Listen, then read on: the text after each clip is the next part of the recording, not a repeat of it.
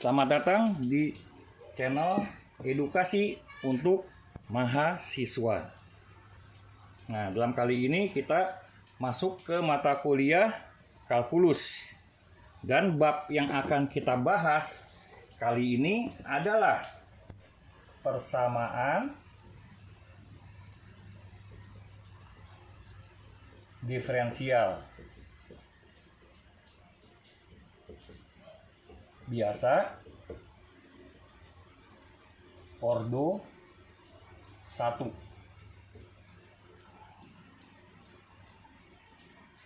Nah, ini kita akan bagi menjadi 7 bagian atau 7 part. Dan kita mulai dari bagian yang pertama. Yang pertama adalah persamaan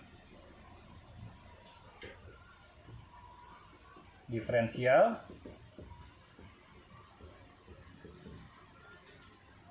yang variabelnya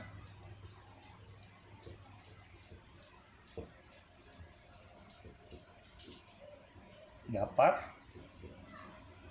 dipisahkan.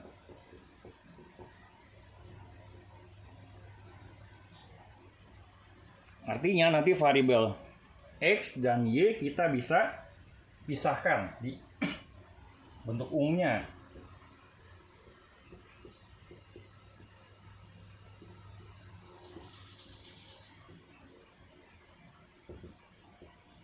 Bentuk umumnya adalah mx, jadi fungsi dalam x sendiri dx ditambah dengan ny adalah fungsi dalam y saja, dy sama dengan 0. Ini adalah bentuk umumnya. Nah, sekarang gimana untuk mencari solusinya? Nah, untuk solusi umum, nah, caranya adalah kedua ruas kita integralkan. Kedua ruas diintegralkan.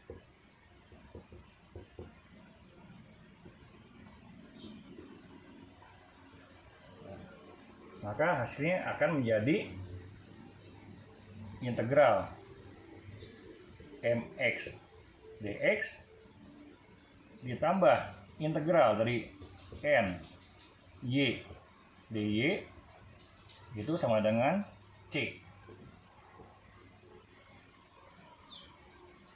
Nah, di mana c adalah suatu konstanta. Nah, jadi biasanya di integral mx dx itu keluar nilai c, kita anggap sebagai c1. Nah, untuk integral dari ny dy itu akan keluar konstanta yang lain-lainnya c2. Nanti c1 sama c2 kita pindah ke ruas sebelah kanan. Kalau kita pindah ke ruas kanan, kita anggap sebagai min c1 min c2. Kita anggap sebagai satu kesatuan, yaitu adalah c. Nah, sebelum masuk ke contoh soal, jika Anda mau mencatatnya, saya kasih waktu untuk pause video ini.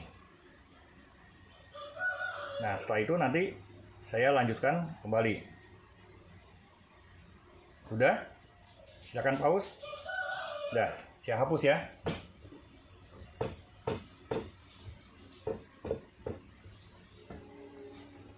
Nah, sekarang kita masuk ke contoh soalnya.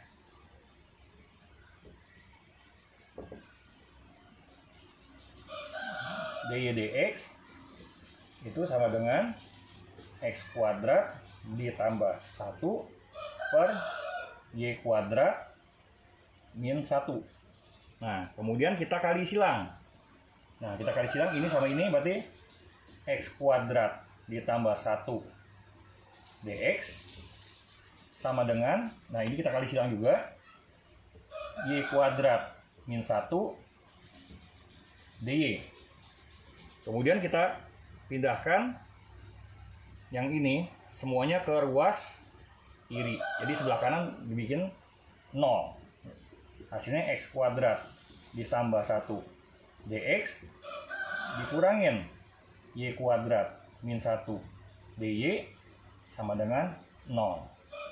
Nah, seperti tadi mencari solusinya adalah kedua ruas kita integralkan.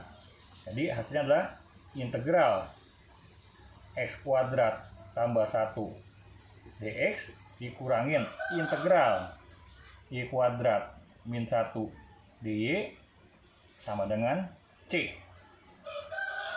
Nah, x kuadrat kita integralkan menjadi 1/3 x pangkat 3.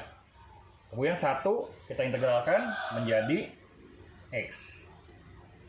Nah, ini awas, ini min y kuadrat. Kita integralkan jadi min 1/3 y pangkat 3. Kemudian ini jadi plus 1.